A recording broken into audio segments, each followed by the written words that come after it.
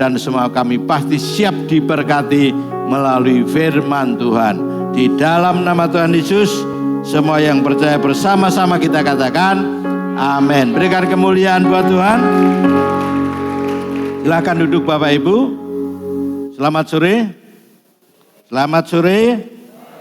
Kita diberkati Tuhan. Amin ya. Kita ada tema bulan Oktober ini DNA atau DNA. Blueprint cetak biru daripada gereja kita. Ciri khas gereja kita itu apa toh? Nah, nanti ada tema bulan ini ya. Jadi ada 4 minggu dan tema minggu yang pertama ini adalah gereja kita harus menyenangkan. Itu blueprint, itu cetak biru, itu gereja yang seharusnya terjadi dengan komunitas kita. Gereja yang menyenangkan itu seperti apa ya? Ada orang beberapa memberikan penilaian gereja yang bagi sembako tiap minggu kepada jemaatnya yang berkekurangan. Ada yang mengatakan setiap minggu ada makan pagi. Di Denpasar saya ikut ibadah. Setelah ibadah semua jemaat mendapatkan makan pagi. Lalu saya tanya kepada Pak Gembalanya, Pak ini apakah tiap minggu Pak? Oh iya. Lalu dananya dari mana? Ya kadang dari gereja, kadang dari jemaat yang nyumbang. Jadi tidak selalu dari gereja. Tapi ada makan pagi ya setiap, oh iya. Sehingga ada orang-orang yang datang ke gereja itu motivasinya karena cari sarapan, maaf kata begitu. Tapi juga ada yang memang sungguh-sungguh datang. Ada gereja yang suka jemputi jemaat. Ya, ada gereja yang mungkin fasilitasnya komplit. AC-nya dingin, alat musiknya bagus, kemudian sound systemnya luar biasa, lalu yang khotbah dan pemimpin pujiannya artis-artis, penyanyi, ya rohani dan sebagainya. Itu kategori mungkin orang berkata gereja yang menyenangkan. Ada orang juga yang berkata gereja yang menyenangkan itu gereja yang orangnya ramah-ramah. Nah sore hari ini kita akan belajar seperti apa sih menurut Tuhan dan kita, gereja kita yang harus menyenangkan bagi semua orang. Baca di dalam Yohanes 13 ayat 34. Aku memberikan perintah baru kepada kamu, yaitu supaya kamu saling mengasihi sama seperti aku telah mengasihi kamu. Demikian pula kamu harus saling mengasihi. Jadi Tuhan sudah memberikan sebuah perintah kepada kita semua, kalau gereja akan menjadi gereja yang menyenangkan itu saling mengasihi. Tanpa pandang bulu, tanpa pandang status sosial pendidikan, status sosial ekonomi, status yang lain, tidak akan mempedulikan masalah suku. Ya, saya bersyukur gereja kita ini terdiri dari berbagai suku. Ya, boleh dikatakan Indonesia mini. Hampir semua ada di gereja kita. Lalu saling mengasihi itu menunjukkan bahwa kita saling mendahului, memberi hormat. Menganggap yang lain lebih utama daripada diri sendiri. Itu gereja yang menyenangkan. Sehingga siapapun yang bergabung dengan kita, kalau ada orang baru, orang akan merasa, wah saya kok at home ya. Saya merasa seperti ada di rumah sendiri. Saya merasa diperhatikan, saya merasa diuwongke. Saya sudah berulang kali bicara di mimbar ini, kalau misalnya ada jemaat baru, dia sakdelalai pemandu karaoke misalnya, PK ya. Itu orang yang kerjaannya nyanyi-nyanyi di karaoke, lalu maaf kata kadang dibawa sama om-om atau mas-mas ke tempat yang lain. Lalu dia ke gereja kita. Apa sikap Anda dan saya? Seharusnya tetap menerima dia apa adanya. Ya, kita tidak boleh mengatakan, wah dasar kerjaan yang berkecimpung dengan dosa. Tidak boleh. Harus menerima dengan tangan terbuka. Maaf, misalnya sekalipun itu pelacur. Saya pernah melayani seorang mucikari di Solo. Masih muda, suami istri.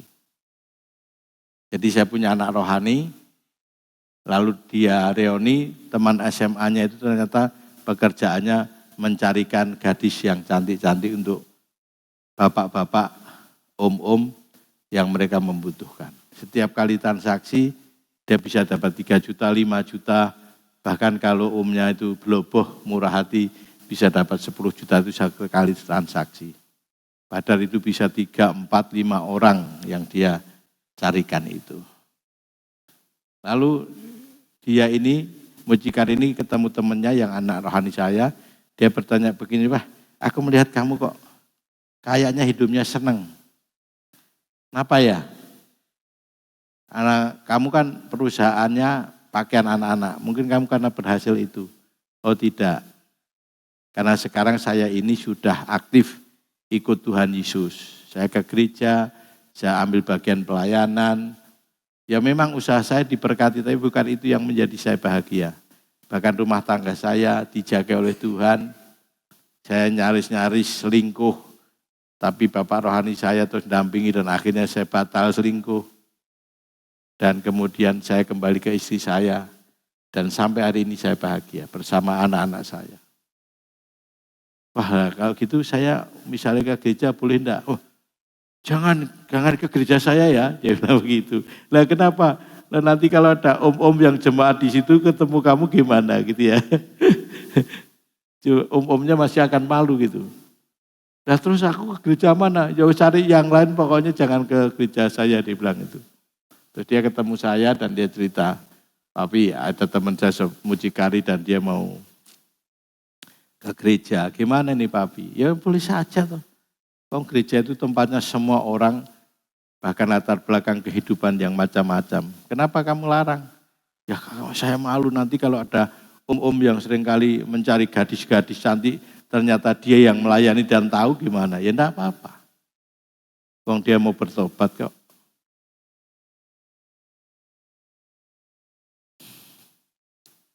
Dan akhirnya, boleh enggak ketemu Papi? Oh boleh aja gitu. Terus kemudian satu kali dia ketemu saya, dan dia ketemu itu begitu ketemu saya, dia bilang, aku kok merasa aman ya, nyaman ya, ketemu Pak Pendeta ini ya gitu. Nah kenapa? Saya berapa kali ketemu Pak Pendeta itu takut, karena saya ini orang berdosa. Tapi ketemu Bapak kok saya nyaman ya, seperti tidak ada sesuatu. Yaitu anugerah Tuhan aku bilang. Terus kita ngobrol, akhirnya gimana? Aku boleh panggil Papi enggak? Oh boleh. Gimana Papi? Pekerjaanku seperti ini. Ya lakukan aja. Sebab kamu belum ada pekerjaan yang lain yang bisa mencukupi kehidupanmu. Nah terus kalau aku ke gereja tetap bekerja seperti ini, biar saja. Nanti kalau kamu tahu kebenaran itu akan memerdekakan kamu. Dan kamu pasti akan lepas dengan cara Tuhan. Kalau saya misalnya, kamu berhenti dari pekerjaan itu, Papi bisa kasih pekerjaan kamu yang penghasilannya sebesar itu di mana? Oh gitu ya, saya bisa bekerja dan saya ke gereja, boleh. Dan dia akhirnya mulai ke gereja, mulai hampir mungkin 7-8 bulan, kemudian dia mulai mundur, dan akhirnya dia bertobat sungguh-sungguh dibaptis, dan dia lepas dari pekerjaan itu. Dia membuat makanan kecil, dijual ke warung-warung yang untungnya hanya 10.000, 30.000 saja. Sementara dia biasa penghasilannya sehari bisa 5 juta, 10 juta. Ya. Dan kemudian suaminya juga bertobat, 2 anaknya bertobat, akhirnya mau ke gereja, mau pelayanan, dan hidupnya bahagia. Meskipun penghasilannya tidak seperti yang lalu. Ya. Di sini juga ada Kofuan juga pernah meninggalkan pekerjaan yang sangat besar hasilnya. Tapi karena Kofuan ngerti kebenaran, Kau Fuan berani meninggalkan, dan sekarang penghasilannya tidak seperti dulu, sebesar dulu. Tapi Kau Fuan lebih bahagia ya Kau Fuan ya. Bahkan teman-temannya Jakarta, temannya yang lain bilang gini, Kau Fuan, kamu Faisal ya, kamu lulur ya, kamu perawatan ya. Kenapa? Mukamu itu sudah beda sekarang, ya, tidak sangar, tidak kemudian tapi halus dan kemudian penuh kebahagiaan, ya. Jadi Mas Hartono juga bisa masa lalu, saya, Papi juga punya masa lalu yang pasti masing-masing kita ini kalau diingat dan diceritakan itu kadang-kadang maaf kata. Ya seperti Papi ini memalukan. Tapi waktu kita percaya kepada Yesus dan dia telah tebus hidup Anda dan saya, ya seperti Mas Tri, ya juga sekian berapa tahun Mas tidak ke gereja? Berapa? Berapa? 15 tahun. Wah, marem ya. Orang yang gereja 15 tahun. Dan sekarang sudah kembali ke Tuhan dan bersama dengan kita dan Mbak Ica. Mbak Ica ini dari Kudus, dari GKMI Tanjung Karang ya. Kami seringkali pelayanan ke sana. Nah, seperti itu Bapak Ibu. Jadi gereja itu tempat di mana menerima orang semua tanpa membicarakan masa lalunya. Tanpa membicarakan latar belakang. Terima apa adanya sehingga orang itu merasa nyaman. Merasa, wah aku diterima ya di tempat ini. Itu ada beberapa orang seperti itu. Ya, seperti Mas Tri ini tadinya diajak ke gereja juga males gereja podo wae. Tapi kemudian waktu dia masuk enggak disambut wah meriah biasa aja orang-orang. Tapi atmosfer daripada gereja ini menerima ya keberadaan Mas Tri yang masih sekarang menjadi jemaat di sini. Sudah mengisi NIC, sudah mau menikah. Dan itu adalah satu contoh. Ya, karena itu Tuhan berkata, hendaklah kamu saling mengasihi. Lalu bagaimana gereja kita harus bisa menyenangkan semua orang? Bagaimana gereja kita bisa menyenangkan orang? Yang pertama, poin pertama, jemaat memiliki kegairahan bertemu dan mengalami Tuhan. Jadi jemaat yang menyenangkan banyak orang adalah jemaat yang punya gairah dan untuk bertemu Tuhan dan mengalami Tuhan. Dengan memupuk keintiman dengan Tuhan. Kita akan melihat contoh seorang yang bernama Daniel. Ya, Daniel 6 ayat 1 sampai yang ke-6. Ya sebenarnya tapi di sini hanya sampai ke-5. Nanti yang ke-6 saya akan baca di Alkitab ini.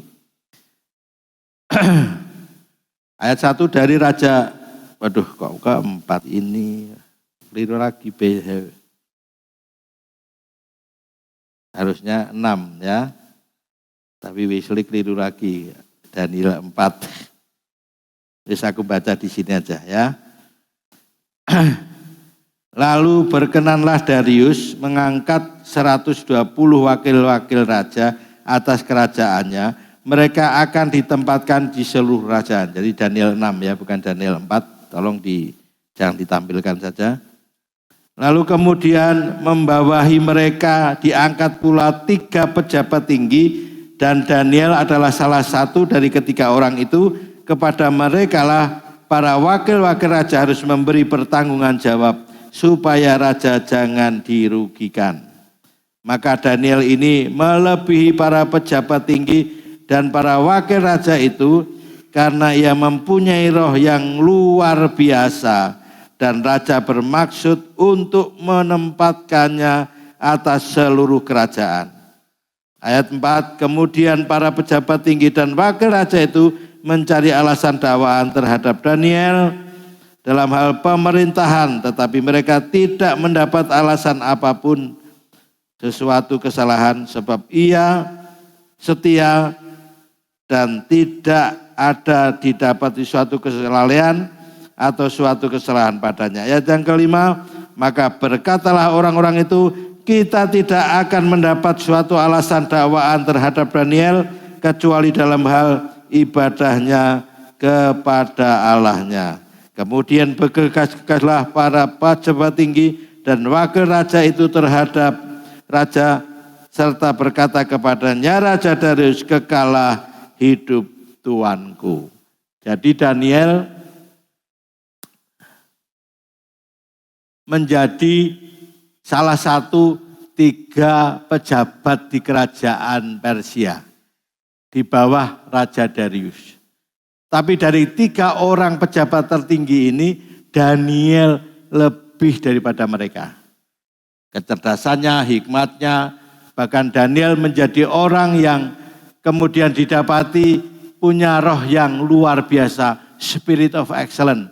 Karena itu dia didapati setia, tidak lalai, bahkan tidak didapati suatu kesalahan. Hampir sempurna semua pekerjaan yang dia kerjakan. Dan ini membuat iri hati daripada pejabat-pejabat kerajaan yang lain.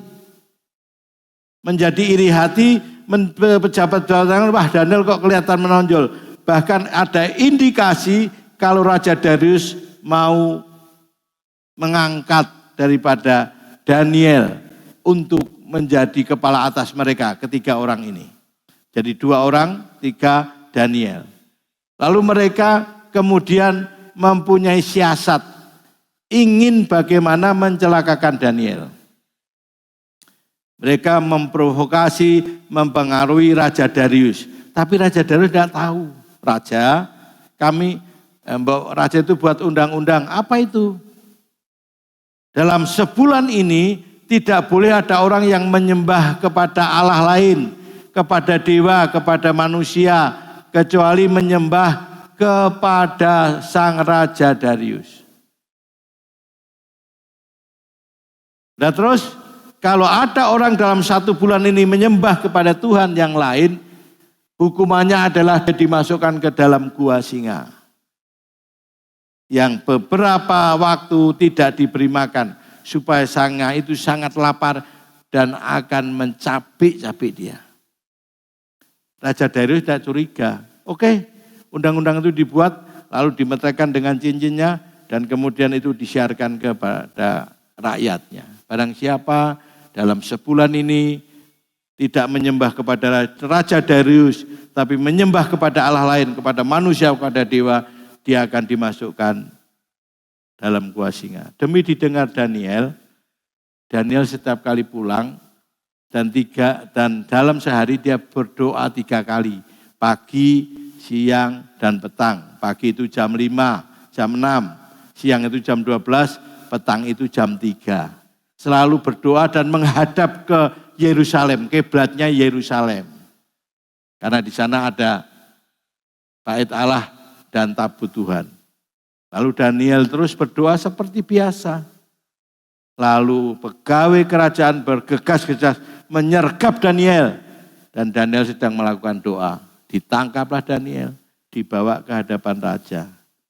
Oh ini toh, raja baru tahu dijebak. Ternyata Daniel yang mau dibunuh. Raja menjadi sangat sedih.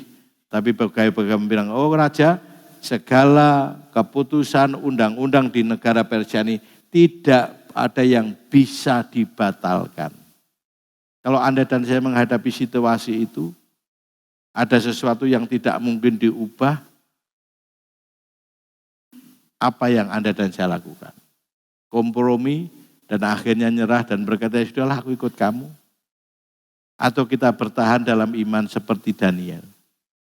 Lalu Daniel ditangkap, dimasukkan ke gua singa, lalu ditutup, batunya itu dimeterai oleh cincin raja. Dalam semalaman raja berdoa puasa. Wah, dilindungilah Daniel. Lalu pagi hari raja bangun dan berseru kepada Daniel, Daniel, Daniel, apakah Tuhan Allahmu yang hidup itu yang kau sembah sanggup melindungi kamu? Daniel berkata, demi Tuanku, sebab aku tidak bersalah kepada Tuhan dan kepada Tuanku. Tuhan telah mengirim para malaikatnya mengatupkan mulut singa sehingga tidak ada yang menerkam saya. Mungkin singanya dibuat radang tenggorokan sehingga mau mangap sudah nggak bisa, betul tak? Kalau kita radang tenggorokan mau maaf aja males, betul ya? Mungkin. dibuat radang tenggorokan singanya sehingga dia tidak bergairah melihat Daniel, malah diam. Wah, kemudian raja bersukacita lalu menyuruh pegawainya buka gua singanya, dibuka dan Daniel diangkat ke atas. Lalu orang-orang pegawai kerajaan yang memfitnah Daniel memasukkan ke gua singa. Itu kemudian mereka dimasukkan, suami, istri, dan anak-anak. Belum sampai ke tanah, sudah ditangkap sama singa-singa itu dan diremukkan tulangnya. Dimakan oleh singa, mati semua. Itulah kalau kita mempertahankan iman yang nampaknya seperti sudah habis nih, sudah tidak mungkin berubah ini, sudah tidak mungkin ini bisa dibatalkan. Tapi Tuhan ada selalu jalan keluar yang terbaik untuk kita. Yang percaya katakan amin. Yang percaya katakan amin. Ya. Jadi seperti itu. Maaf, saya mau minum dulu ya supaya kuat.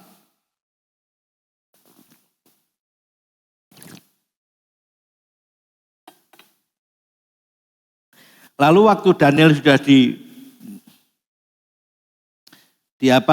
dilepaskan daripada gua singa dan dia hidup kembali, dia hidup normal seperti yang lain. Lalu kemudian Raja Darius memberikan sebuah undang-undang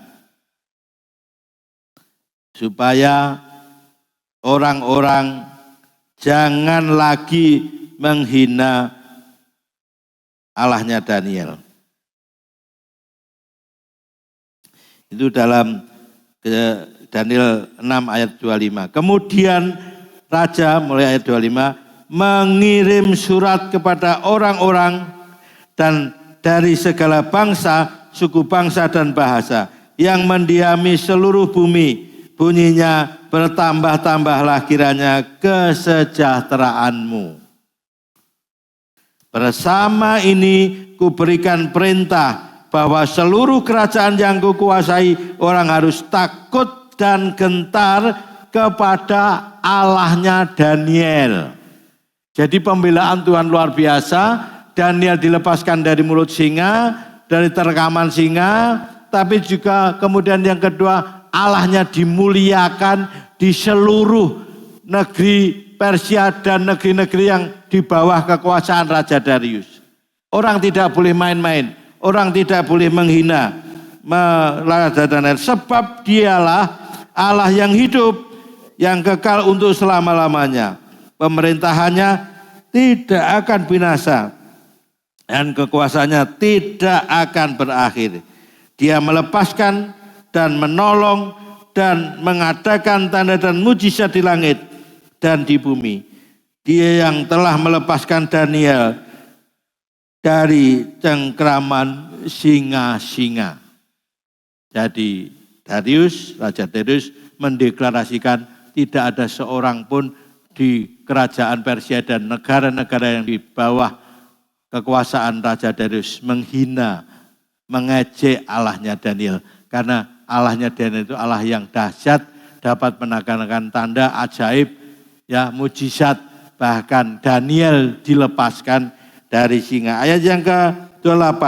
Dan Daniel ini mempunyai kedudukan tinggi pada zaman pemerintahan Darius dan pada zaman juga pemerintahan Kores orang Persia itu. Bahkan Daniel selain Darius, lalu kemudian ada raja yang namanya Koresi. Itu jadi pegawai juga orang tertinggi pada zaman itu. Jadi Daniel menjadi petinggi dari 4 periode raja. Raja Nebukadnezar, Raja Belsasar itu anaknya Nebukadnezar, Raja Darius dan Raja Kores. Daniel tetap cemerlang, berhikmat, pandai. Dia menjadi orang karena punya spirit of excellence. Punya roh yang luar biasa. Dan saya berharap Anda dan saya juga menjadi seperti Daniel. Supaya Anda dan saya ini menjadi gereja yang menyenangkan. Gereja yang sesungguhnya itu bukan gedung ini, tapi tubuh Anda dan saya. Kita ini gereja Tuhan. Ya, Paulus berkata bahwa kita ini suratan yang terbuka. Orang mungkin baca Injil tidak mudeng walaupun bahasa Indonesia karena belum bertobat. Tapi begitu melihat kehidupan Anda dan saya, mereka akan mengerti. Ya, perhatikan semua, jangan main HP. Jadi kita semua menjadi kesaksian. Jadi orang melihat hidup Anda itu cetha-wela-wela gamblang, jelas. Ya, oh kehidupan orang Kristen itu seperti itu toh. Ya, murah senyum, suka berbagi, suka menolong. Ya, suka mentraktir. Hari ini saya tadi traktir beberapa ibu. Ya, Cik Maria yang jualan seneng ini. Ya, karena saya tadi pagi waktu ambil perjamuan itu, ya dapat ayat begini, janganlah kamu jadi hamba uang gitu ya. Wah, aku dedek ini ya, aku ngopo iki motor duiten apa piye. Saya mau tak ijol ki jane, wah mau tak ganti ya gitu. Roh Kudus bilang, jangan. Itu ayat peringatan buat kamu. Lah aku apa motor duiten Tuhan, aku ngomong gitu. Terus tadi di warung saya interaktir beberapa ibu-ibu. Dah, kamu ambil makanan apa semua. Nanti papi yang bayari gitu ya. Untuk papi nebus apa jadi hamba uang itu mungkin. Jadi saya berbagi walaupun sedikit ya. Jadi kita akan seperti itu, maksudnya menolong orang lah. Menolong tidak selalu memberi uang. Dengan tenaga kita, pikiran kita, dan semuanya. Ya. Lalu Mazmur 91 ayat 14 sampai 16. Dikatakan sungguh hatinya melekat kepadaku, maka aku akan meluputkannya. Karena Daniel melekat hatinya kepada Tuhan, dia diluputkan dari mara bahaya, diterkam singa. Ya, kenapa? Karena hatinya melekat kepada Tuhan. Bahkan juga aku akan membentenginya sebab ia mengenal namaku. Selain diluputkan, dibentengi, dilindungi. Saya baru ke Waingapu, itu Sumba Timur, dari hari Senin sampai Kamis. Datangi pernikahan salah satu anak rohani kami yang dulu kuliah di Sanggakala, tapi juga sempat tinggal di tempat kami. Tapi juga kami lagi mengurus tanah ya, kami beli tanah di sana untuk Love Sumba. Jadi beli sementara 1 hektar untuk kita menampung anak-anak. Ya, saya pengen sih rindu di itu ada asrama, ada sekolah, ada mungkin rumah sakit, kemudian ada juga gereja supaya ibadahnya nggak terlalu jauh. Karena anak-anak banyak yang di desa-desa itu kebanyakan mereka tidak sekolah. Masih kecil-kecil sudah kawin. Ya. Dan saya pindah kamar, tiba-tiba mami bilang, kok seperti ada orang masuk kamar kita loh. Begitu saya masuk langsung merinding sekali. Wah, ini perlu ditahirkan ini. Padahal biasanya saya ini sekarang kalau tidur di hotel sudah tidak perlu mentahirkan karena aku udah ngomong Tuhan, aku mau tidur di mana saja. Tolong Tuhan, setan yang ada di kamar singkirkan dulu supaya aku bisa tidur nyenyak itu. Jadi aku sudah ada lagi pentahiran kayak biasanya. Wah, ini halus ada ini. Ya, saya begitu masuk langsung merinding sekali, mengkorok ya bahasa Jawanya. Dan saya akhirnya tahirkan itu, sucikan kamar itu, saya doakan dan kemudian kami bisa tidur 2 malam ya. Karena semalam saya di kamar yang lain.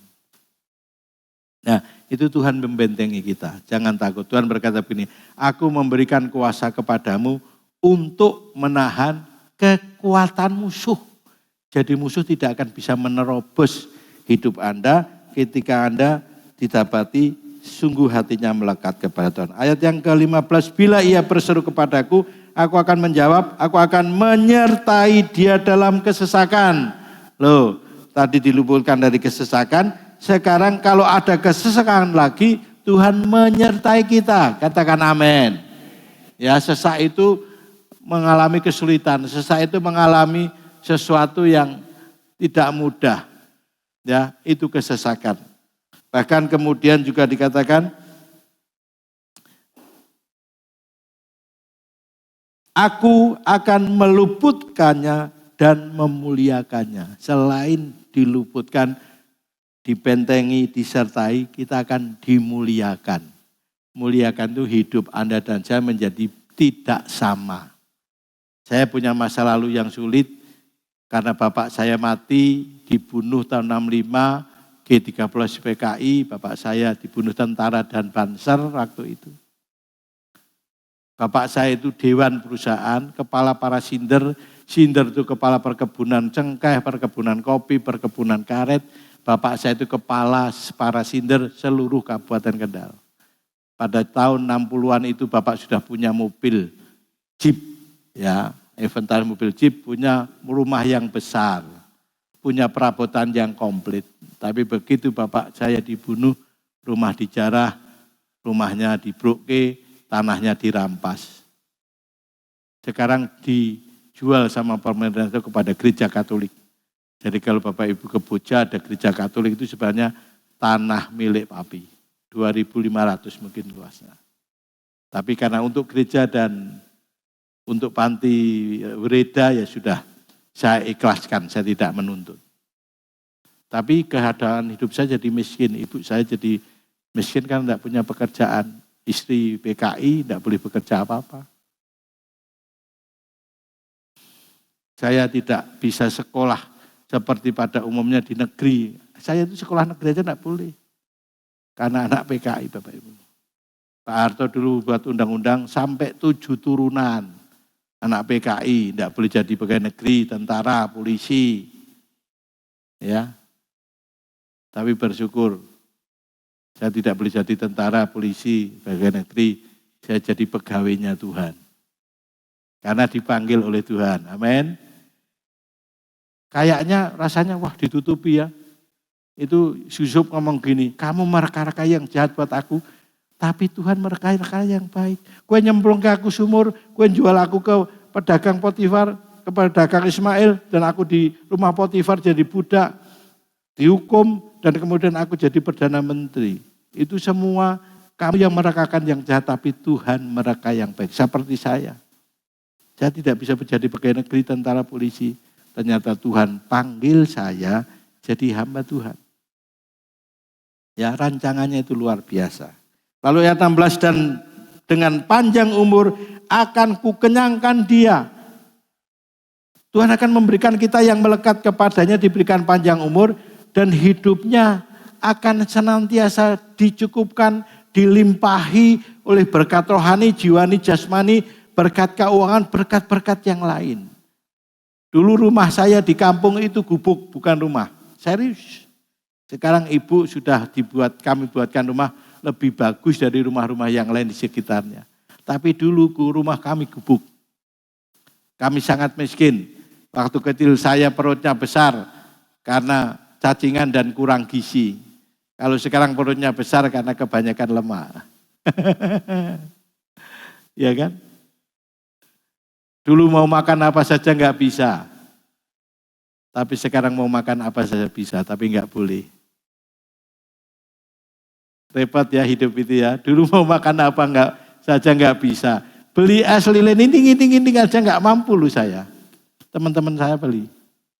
Tapi sekarang makan apa saja bisa, tapi enggak boleh. Makanya kadang saya makan di Kaluna, rumah makan Semarang, itu makanan vegetarian. Ada sate, ada bakso, ada apa semua, tapi bukan dari daging. Rasanya agak mirip-mirip lah. Tapi ya tidak seperti sate sungguhan. Itulah kehidupan saya yang masa lalu. Sangat miskin, menderita. Tapi sekarang Tuhan berkati loh, saya punya beberapa rumah. Bukan karena saya yang mengejar. Saya dengan istri diberkati dengan caranya ajaib. Mami lagi ke Bandung nih pelayanan, sekarang lagi perjalanan pulang. Saya kemarin bawa anak-anak renang di Umbul Berintik, Klaten. Kita jajan di warung. Yang punya warung itu orangnya jilbaban semua. Itu punya belas kasihan mereka. Jadi anak-anak kami itu banyak yang dikasih tidak bayar. Pop mie, minum es teh, gorengan juga dikasih kita. Ya, bahkan ngomong gini yang punya warung. Pak, jenengan, sampean, kalau mau nginep di rumah saya punya homestay. 2 kamar, tapi yang di depan TV itu bisa tidur kalau bareng-bareng itu 30 anak aja bisa. Oh iya Bu, enggak usah bayar Bapak, serius, enggak usah bayar. Kapan saja hubungi saya. Ya, Itu orang berkemurahan dengan kami. Karena kami mungkin tidak tahu anak-anak itu nyeneng kayak gitu. Wah, anak-anak panti tapi kok resik-resik ya, kok bahagia ya gitu. Biasanya kan anak panti itu kan kelus-kelus gitu ya. Bladus gitu, memelas gitu. Anak saya enggak, kendel-kendel gitu ya. Dan itu Tuhan memberikan, aku akan kenyangkan kamu, bahagiakan kamu, itu maksudnya berikan hidupmu berhasil. Lalu kemudian akan kuperlihatkan kepadanya keselamatan yang daripadaku. Lalu Kisah Rasul 5 ayat 12, dan oleh rasul-rasul diadakan banyak tanda dan mujizat di antara orang banyak. Semua orang percaya selalu berkumpul di serambi Salomo dalam persekutuan yang erat. Kalau kita semua saling mengasihi dan punya persekutuan, punya perkumpulan yang erat, tidak ada lagi diskriminasi di antara saudara, gereja kita akan menjadi gereja yang menyenangkan. Katakan amin. Orang luar pasti senang bergabung dengan gereja kita. Tapi kalau gereja ini ada kelas-kelas, ini kelas orang kaya, menengah, orang miskin, gereja itu tidak akan disenangi banyak orang. Tapi kalau kita melakukan bersama, maka Tuhan akan menolong. Yang kedua, gereja menyajikan firman Tuhan dengan cara yang relevan dan menarik. Dalam khotbah sekarang ini bisa pakai PowerPoint ya. Kalau dulu enggak usah, sekarang pakai PowerPoint seperti ini. Kadang ada videonya, ada ilustrasinya. Itu supaya menarik, didengar oleh banyak orang yang pada zaman ini zaman IT, zaman teknologi yang canggih. Ya, bahkan AI itu bisa membuat munyuk itu, ketek itu bisa ngomong ya. Itu kalau kita lihat itu AI, aku pertama kali saya heran, ini ketek kok bisa mengomongan kayak gini gitu. Oh ternyata itu perbuatan AI itu. Ada rumah yang terbakar, ternyata juga itu hanya ilusi, bukan sungguhan. Ada beberapa yang begitu. Makanya hati-hati, ada yang pidato saya khotbah ini nanti bisa dirubah. Ya, mulut saya, perkataan saya itu bisa dirubah oleh AI. Makanya kalau dengar khotbah, dengar apa, itu harus dengar yang aslinya. Karena nanti ada orang yang menfitnah kita dengan cara itu. Nah, firman Tuhan harus disampaikan secara relevan dan menarik. Mazmur 119 ayat 9. Dengan apakah seorang muda mempertahankan kelakuannya bersih? Ya dengan menjaganya sesuai dengan firman Tuhan. Kalau dunia berkata bagaimana anak muda bisa menjaga kelakuannya bersih? Ya kalau gubernur Jakarta, ya taman itu dibuka 24 jam supaya orang bisa menggunakan taman kota itu untuk duduk-duduk dan sebagainya. Itu bukan solusi. Taman bacaan, perpustakaan diperbanyak bukunya, silahkan orang juga butuh. Itu tidak berhasil. Ya, Gubernur Jawa Barat, Deddy Mulyadi, anak-anak yang nakal yang sudah tidak bisa diatasi, dibawa ke barak militer. Dan berhasil tuh. Itu cara dunia. Tapi kalau cara Tuhan menjaganya melalui firman. Firman itu akan menuntun Anda dan saya, memberikan petunjuk supaya Anda kalau mau berkelakuan yang jahat, firman Tuhan mengingatkan. Ya, menipu tidak boleh. Ya, dikatakan bahwa orang menjauhi kejahatan. Orang takut akan Tuhan itu menjauhi kejahatan. Tidak berbohong, tidak ada mulut menipu. Itu firman Tuhan. Kalau dunia itu ada jalan yang disangka lurus, tapi ujungnya menuju maut. Hati-hati kalau ada nasihat dari dunia, dan kemudian anak-anakmu akan terprovokasi, terpengaruh. Anak muda, hati-hati ya. Kalian akan menjadi orang-orang yang akhirnya terjerat oleh berbagai bujuk rayu. Setan terus mendandani dunia ini, mempercantik, dia mempersolek dunia ini supaya lebih menarik daripada gereja. Ini hati-hati. Ya, terus Mazmur 119 ayat 97 sampai 100. Ya. Ini firman Tuhan harus menarik dan saya mendapati firman itu luar biasa. Betapa ku cintai Tauratmu atau firmanmu. Aku merenungkannya sepanjang hari. Perintahmu membuat aku lebih bijaksana daripada musuh-musuhku, sebab selama-lamanya itu ada padaku. Musuh kita bebuyutan dua, keinginan daging dan setan. Oh, tiga, yang satu mamon. Mamon itu kekayaan, harta benda, duit. Yang paling berat menurut saya, musuh Anda dan saya adalah keinginan daging. Keinginan daging itu selalu bertentangan dengan keinginan roh.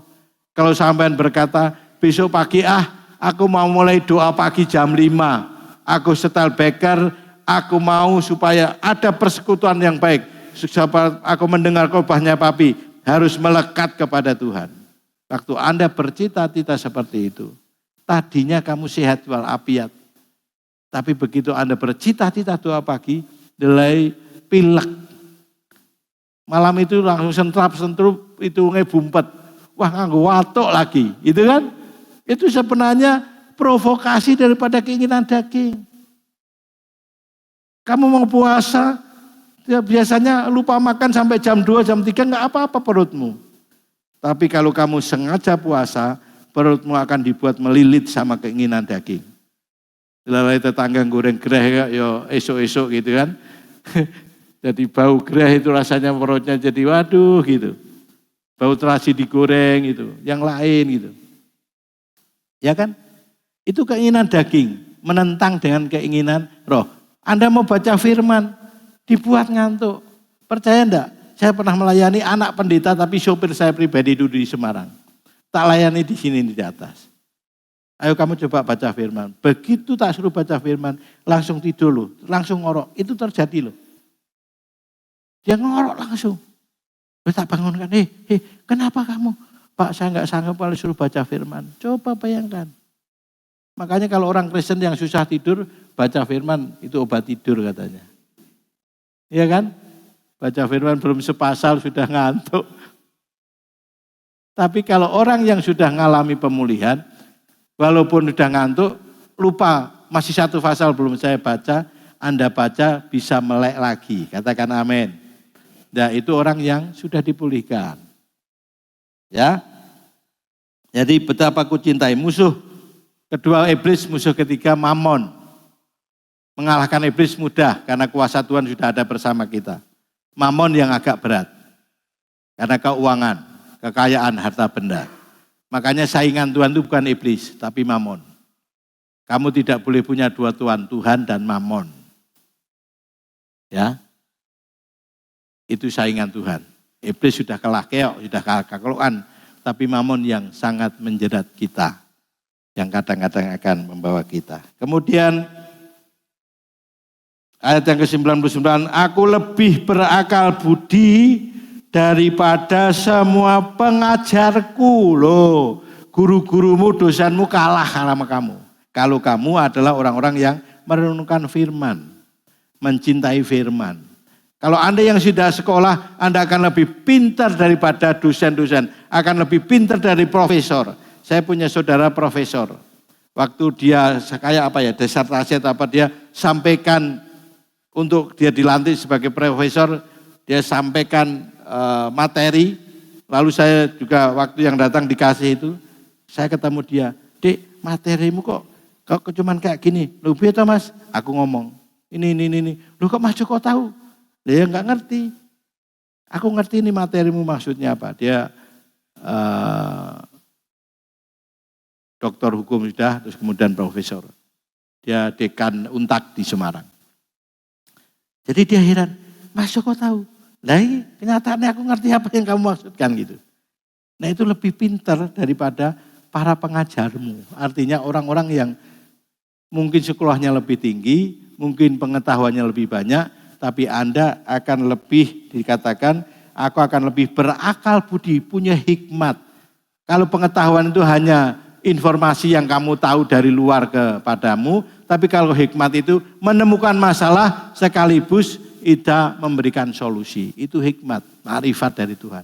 Lebih berakal budi daripada semua pengajarku. Sebab peringatan-peringatanmu kurenungkan. Ayat yang ke-100, aku lebih mengerti daripada orang-orang tua. Dulu ada pepatah, lebih banyak aku makan asam garam daripada kamu. Kamu anak kemarin sore pengalaman apa kamu? Tapi kalau kamu semua kita suka merenungkan firman dan kesukaannya adalah firman, kita akan lebih mengerti dikatakan. Ya, aku lebih mengerti daripada orang tua. Jadi orang tua itu ada pengalaman, tapi pengertian dan akal budi itu akan kita peroleh dari firman Tuhan. Yang percaya katakan amin. Katakan amin. Ya. Lalu kemudian ayat yang ke-105. Firman-Mu adalah pelita bagi kakiku dan terang bagi jalanku. Dunia ini penuh dengan kegelapan. Dunia ini penuh dengan tipu muslihat.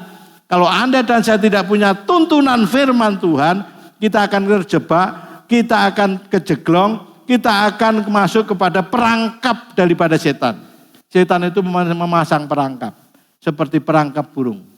Supaya Anda dan saya bisa terperangkap, hati-hati. Makanya firman harus dijadikan pelita bagi kaki kami, bagi kakimu, dan terang bagi jalan kita. Sehingga Anda tidak kesandung, Anda tidak kesasar.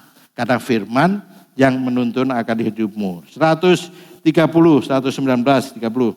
Bila tersingkap firman-firman-Mu, memberi terang, memberi pengertian kepada orang-orang bodoh.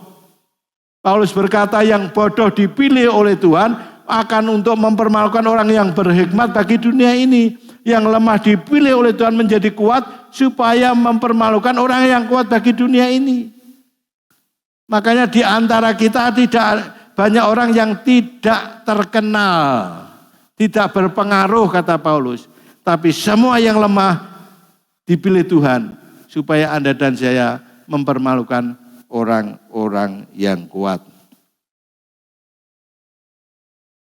Yeremia 15:16, apabila aku bertemu dengan perkataan-perkataanmu, maka aku menikmatinya. Loh. Makanya baca firman tiap hari supaya Anda menikmati akan firman Tuhan.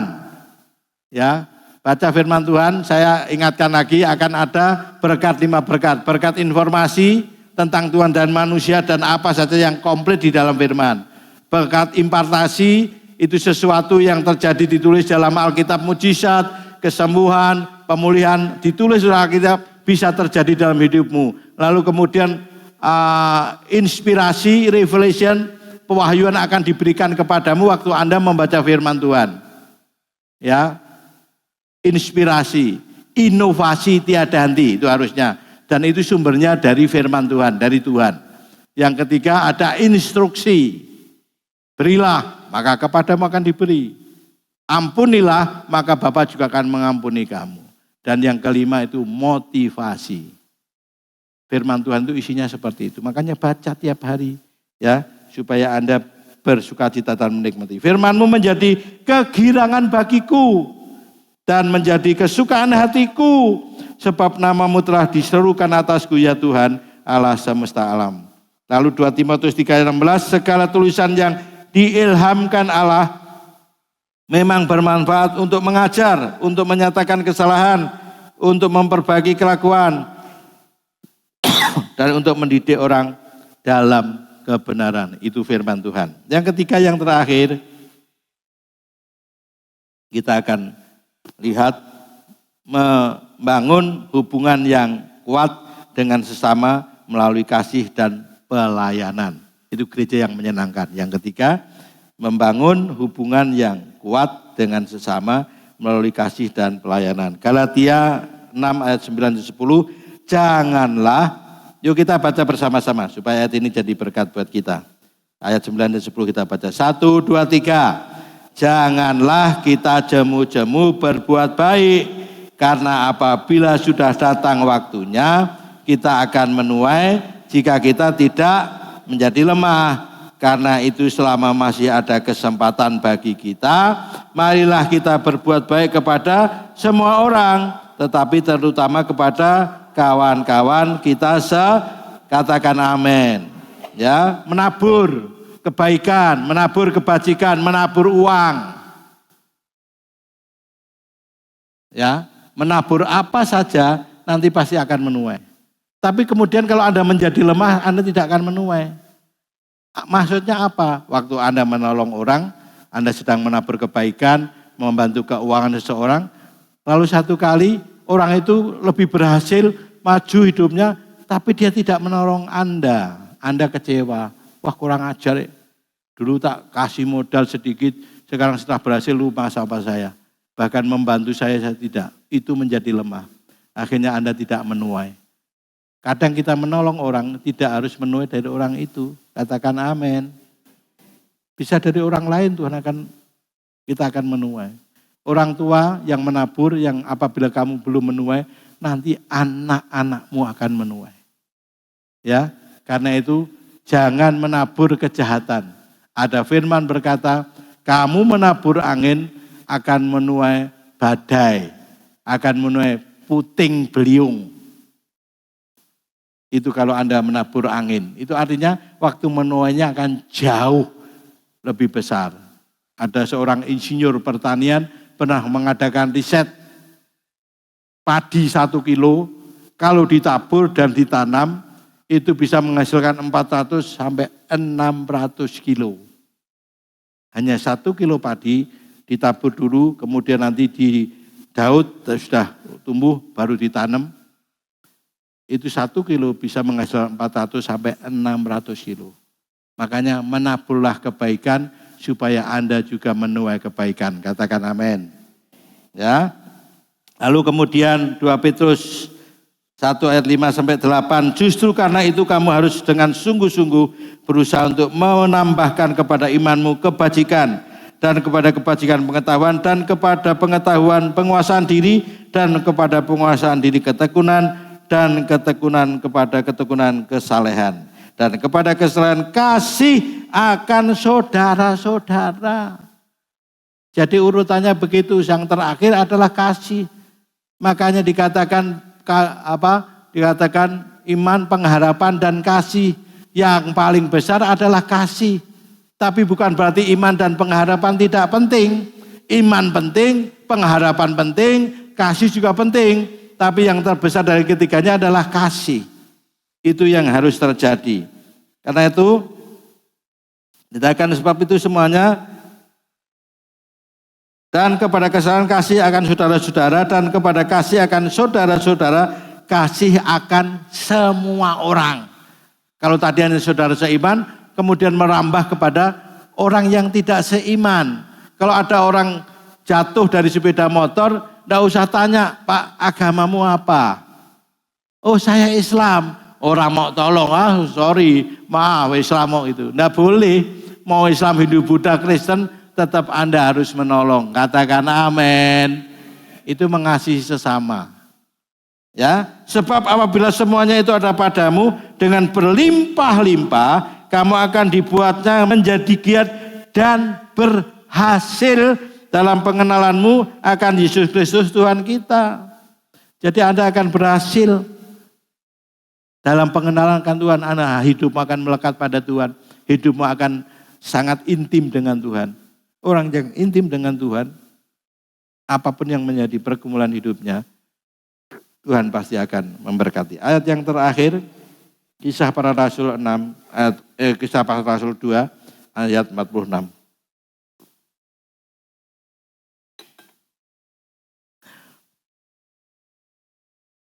Dengan bertekun dan dengan sehati, mereka berkumpul tiap-tiap hari dalam bait Allah. Mereka memecahkan roti di rumah masing-masing secara bergilir dan makan bersama-sama dengan gembira dan dengan tulus hati sambil memuji Allah. Memecahkan tiap hari di bait Allah itu karena tradisi Yahudi masih terbawa waktu jadi Kristen. Tiap hari orang Yahudi itu ke bait Allah karena sembahyangnya 3 kali itu. Ya, makanya Petrus waktu jam 3 petang dia ke bait Allah dan ada orang lumpuh dia disembuhkan. Ya, itu doa yang ketiga kalinya. Tapi kemudian memecahkan roti di rumah masing-masing itu 2 pengertian menurut saya. Memecahkan roti perjamuan, memulihkan hubungan dengan Tuhan dan sesama, lalu memecahkan roti perjamuan kasih. Membangun relasi hubungan fellowship jauh lebih baik lagi dengan saudara-saudara yang lain. Lalu, dan mereka disukai, yuk kita baca, dan mereka disukai semua orang, dan tiap-tiap hari. 1, 2, 3. Dan mereka disukai semua orang. Dan tiap-tiap hari Tuhan menambahkan jumlah mereka dengan orang-orang yang diselamatkan. Katakan amin. Ini kerinduan Papi. Ya, paling tidak tiap minggu ada jiwa baru. Bulan September kita ada 31 jiwa baru. Ya, dan saya berharap ini akan terus meningkat. Bahkan saya sudah awal tahun minta Bapak Ibu nulis satu nama, tapi hanya sedikit orang yang merespon. Saya harap Anda akan merespon, nulis satu nama yang kamu kenal, tapi yang belum percaya Yesus. Nama itu didoakan, ya I pray, I care, I share. Didoakan, setelah didoakan diperhatikan. Apa yang perlu dia tolong, kamu perhatikan dia. Kalau sudah perhatikan dia barang penasaran. Wah, kowe kok memperhatikan aku? Apa toh alasannya? Baru kamu bersaksi bahwa aku mengasihi kamu, memperhatikan kamu karena aku sudah dikasih Yesus. Yesus itu siapa? Jelaskan. Penginjilan itu cukup 3 menit 1. Cerita siapa dulu kamu sebelum bertobat. 2, ceritakan kamu setelah bertobat itu hidupnya gimana. 3, kamu dipulihkan seperti yang sekarang ini. Hanya itu aja. Dan setelahnya pasti orang akan penasaran. Tuhan berkati. Mari kita akan siapkan perjamuan kudus. Bisa ambilkan perjamuan kudus saya.